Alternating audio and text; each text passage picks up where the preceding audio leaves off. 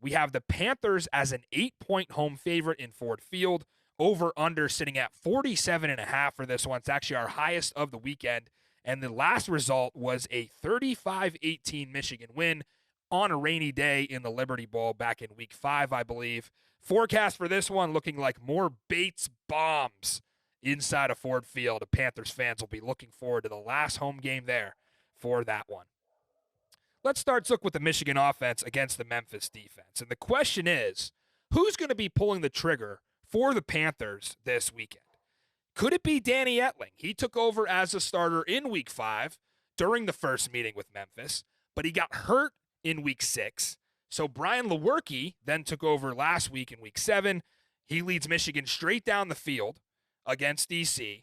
They score right away on drive 1. In fact, it was a Lewerke scramble that got them a 7-0 lead over DC right off the bat.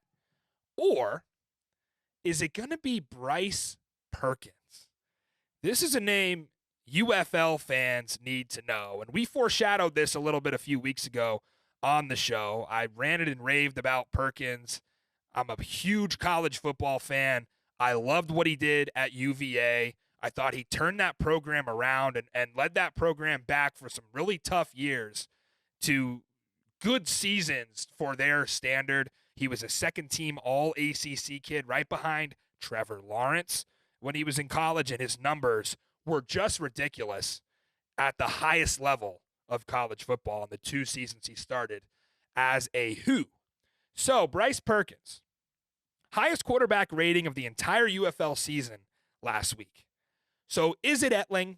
Is it Lewerke? Is it Perkins? I honestly can't answer that question right now. We haven't seen a depth chart yet.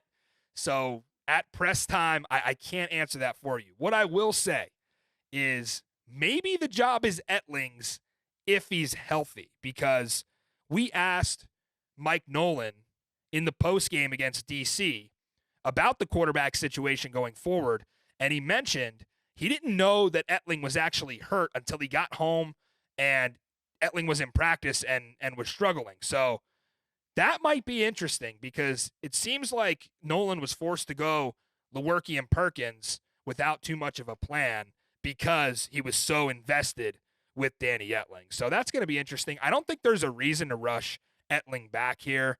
This is the worst defense in America with the Showboats that you're going against.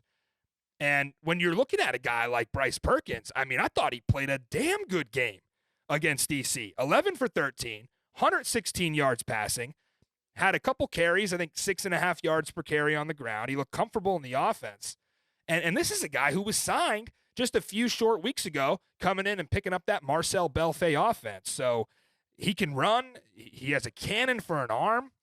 And I think regardless of who the quarterback ends up being in this situation, I do give the edge to the Michigan offense.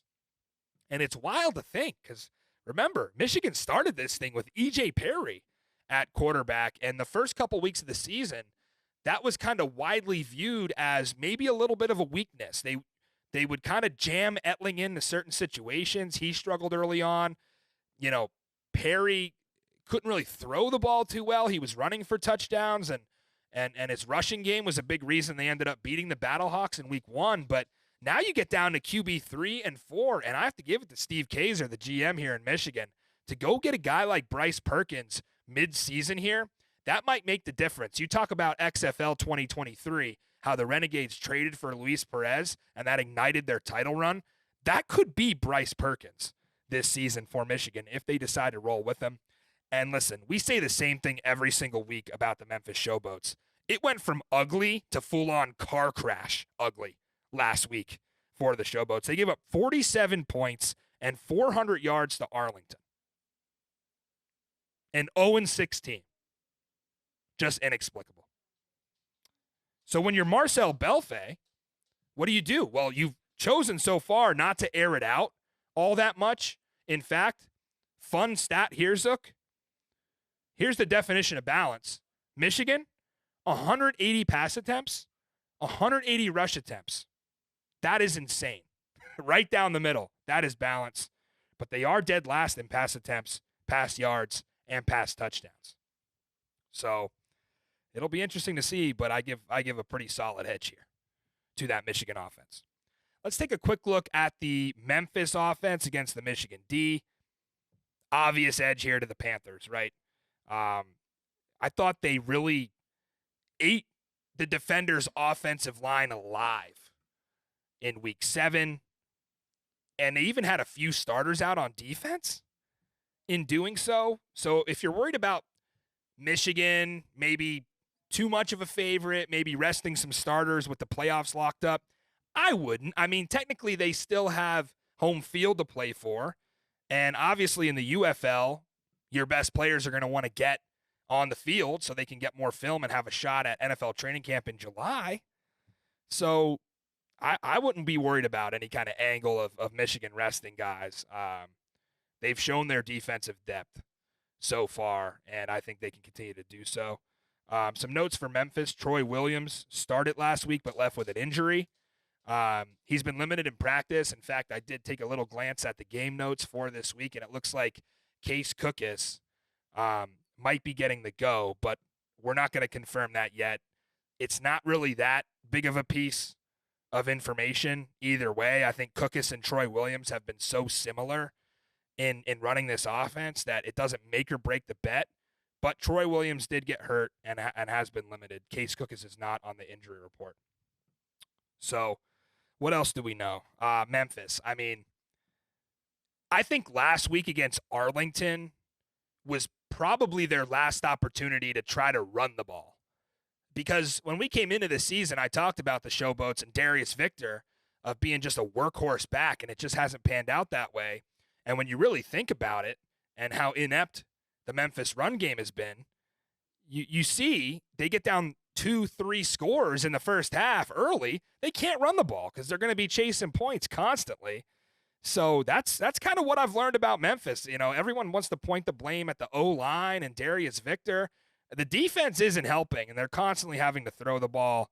I don't expect them to be able to run it here against Michigan either.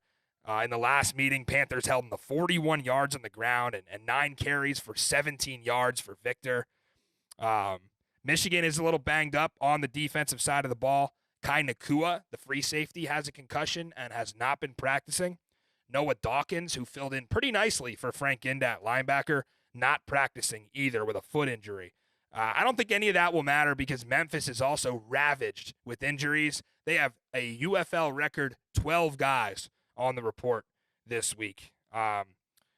53 points in the first meeting between these two. I'm not sure we're quite getting back to that high of a number in the total. I think you have some uncertainty of maybe who's playing quarterback for Michigan. And plus, I expect Breland Speaks and that entire Michigan front seven to tee off on this Memphis O-line. They beat them for 7 sacks last time. I don't know, something in the neighborhood of 25-14 Michigan. Maybe you get a couple Bates field goals up that to 31-14, but that would actually be an accomplishment for the Memphis D. They've given up 37 points average in the last 5 games. So the Panthers are the pick for me here, Zook. I think they get their 4th straight win, and it's time to start talking about them being underrated as a championship contender. Your pick and thoughts on the early game. Yeah, I'm staying away from anything Memphis. They're a poor team. Michigan's clearly the pick. I think that defense is too strong.